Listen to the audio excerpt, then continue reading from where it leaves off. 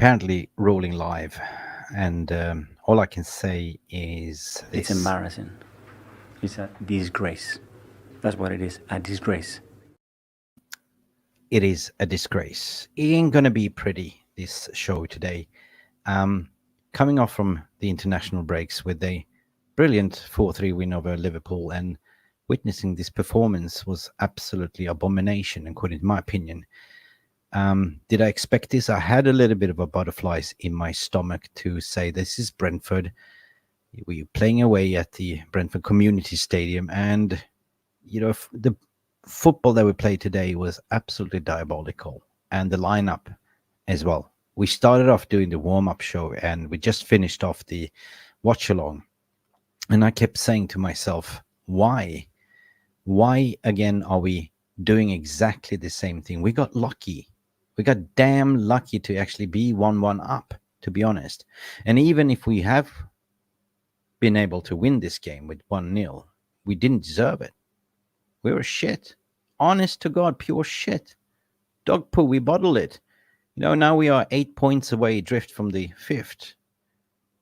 And on this channel, we always call a spade a spade. I always try to be positive, but I couldn't find anything positive more than Mason Mount that came in and scored the 1-0 goal. In terms of shots on goal, right? Brentford had 5 shots on goal, and we also have 5 shots on goal as well. But in terms of total shots, again, we allowed them to pepper us with 31 shots, right? 31 shots. That's equally to Marcus Rashford's shots in Belfast. I'm talking about Tequila shots, and we had 11. Let that sink in, right?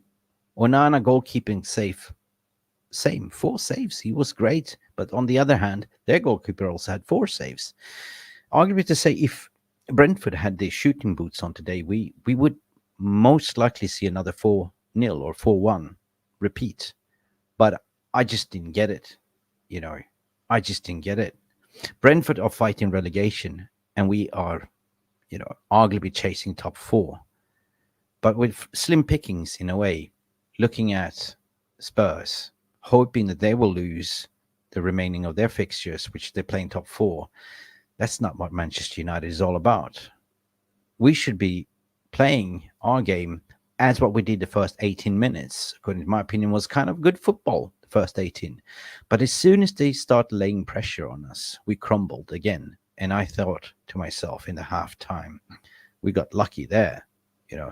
We got very, very lucky. If Ivan Toney would have been switched on, we could have gone on, we could have got down 1-0 in the first half.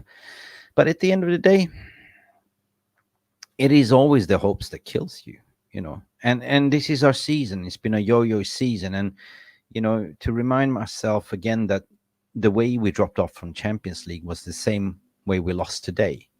Even if we scored 1-0, we couldn't hold on to the lead. No. It was very unbalanced in the first half, and you can clearly see that Scott McTominay in the midfield didn't work, right? He exposed the poor Wanbissaka on the left, who had a tendency to tuck in and help, because Scott McTominay did not provide anything, and thank God he got subbed up, but a little bit too late. The same with Rashford as well. I think he tried in the first 19, but then Rashford does what Rashford do, walking. Us watching Scott McTominay many instances jogging, keep on jogging, same what he did in Champions League. Left in the players' opposition half, jogging, while the other ones are sprinting for the counter-attack. God damn, 1-1, people. 1-1. We got lucky there. But I'm not just going to be sitting here salty and bitter. Like, I'm going to try to find some positives. Kobe Mainoo, in a certain sense, looked knackered. Garnacho looked knackered as well. So I think it was a positive that we subbed him off. And Rafael Varane, the injuries are starting to pile up again. Can we just have one season or one couple of games without injuries? And Victor Lindelof with a hamstring, right?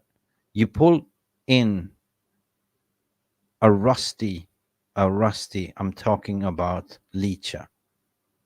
Okay, you could tell he was unbalanced and rusty. But what the hell are we supposed to do? right? Currently 8 points drift from fifth. There is slim pickings, there's slim chance, but I'm not going to sit here and, paint it rosy. I'm not, because at the end of the day, I have my panel to do that for me. I want to hear from your thoughts and feelings. What did you think? Right? We seem to be the team that takes 2 steps forward and 1 step back, and vice versa. And it hurts me to say that this season has hurt me a lot as a fan, as a content creator. To sit here 5 a.m. in the morning, actually 5:20, to press record, it's never easy. It's never easy, but we do it for you. We do it for you as a global fan community that tune in to this channel. Welcome to the therapy session, guys. Please let me enlighten you to introduce some of my guests and panels and let them do the talking. I'm starting with Bilal Yogi. Hello, Bilal. Hi guys, thank you for having me back on. A Welcome pleasure. to the therapy session. How can I help Thank you? you, thank you, Mick. Thank you. Talk to me, Bilal. Yeah, it was pretty poor that. I was just reading a stat whilst you were doing that great introduction on how Brentford had all their back four out basically. Yeah. Me and you have done a lot of content around this, and I think I've come to a conclusion that our season will probably be over by end of this coming week, because we've got Chelsea on Thursday, I think, or Wednesday, and then we've got Liverpool, and I think that'll be it. I think it seems to be getting worse, and like me and you've said previously on multiple shows, I feel like we've gone back to where Ralph Ragnick was, and whatever happened in between just didn't happen, and we're still at that point. Solskjaer's last season, and we were stuck at that point, and it was just poor. You know, just to add in, if you look at that performance, Mick, he's the pressing the back, so the keeper's getting the ball. He's playing it long, and nobody wants to go for the 50-50s. Yeah. Bar, nobody else wants to go for the 50-50s. Nobody wants to go for the second balls. We keep getting turned Yep. over. Bruno True. gets the ball. He just plays forward constantly. And Yep. I put a tweet out that they should have replaced Bruno with Mount a lot sooner, which somebody would have controlled the game a little bit. It was Yeah. crazy because everybody keeps going on about Scott McTominay, but there's another midfielder in there as well, which is Bruno Fernandes, who's the captain. And I don't understand what he's doing. But it just wasn't him. It was all over. Like you said, wanbissaka, It McTominay, was Manu wasn't very good, but they pressed him. He's on his own. He's young. Dallo was terrible, I thought. yeah. It was really bad. Yeah, listen, it was all over the shop. And going what Thomas Frank said in his presser, he said, we need to stop Bruno Fernandes. And that's what they did. They doubled down on Bruno Fernandes. They stopped the creativity. And what are we left with? Scott McTominay, no creativity. Come on. Kobe Maino, to leave him exposed as a number 6 who played 2 England caps, right? Tired. People coming home from the jet lag, Garnacho, huffed and puffed, nothing helped. It was just no tempo in this game, right? Not in the first half, not in the second half. We were caught like we were, drugged on sleeping pills. And then the players that came in, that came back from injuries, that didn't help at all. Like, you could see that Martinez, God bless him, went away from warm winter training with his mates. And but he's not ready, and there's no service for Højlund, who, by the way, almost scored that the beautiful Mick, chance but creation. there are other senior players in the forward line that need to step up, like Rashford. I don't want to fucking talk about him, to be honest. Garnacho had a bad game. The kid, he's about 19, 20. You can't keep expecting him to play 30 games in a row and keep turning it on. No.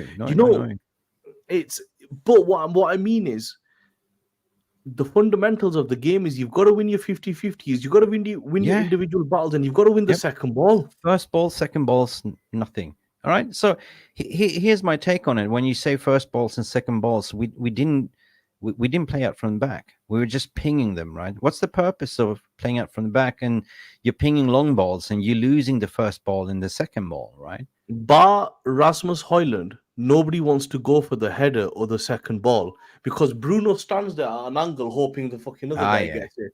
Rashford jumps late. McTominay didn't even jump. you've got to. Pep Guardiola goes, I didn't even know what the second ball was until I bloody came to England, and then he figured out how you're right. We've got to win the second ball, Yeah. and he fucking dominated. It's very basic. Me and you can see that from a very Fuck me. Yeah, um, we could. and Sorry for and swearing, these man. guys, you've got to question. You know what the manager's doing as well. Like the subs were late. The starting lineup was late. Not very good. It's just No. Anyway, guys, welcome to the therapy session. Do not forget to like and subscribe. Let's bring in the next guest.